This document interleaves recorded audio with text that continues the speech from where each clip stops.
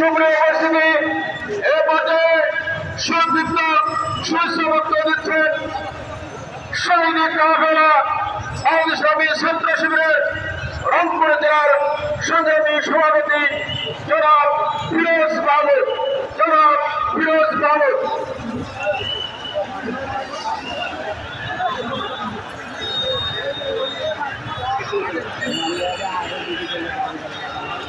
أعوذ بالله من الشيطان الرجيم بسم الله الرحمن الرحيم বাংলাদেশ জামাত ইসলামী রংপুর মহানগর জেলা শাখা কর্তৃক আয়োজিত বিশাল জনসমাবেশের সম্মানিত সভাপতি আজকের প্রধান অতিথি আমন্ত্রিত অতিথিবৃন্দ এবং রংপুরবাসী আসসালামু আলাইকুম ওয়া রাহমাতুল্লাহ।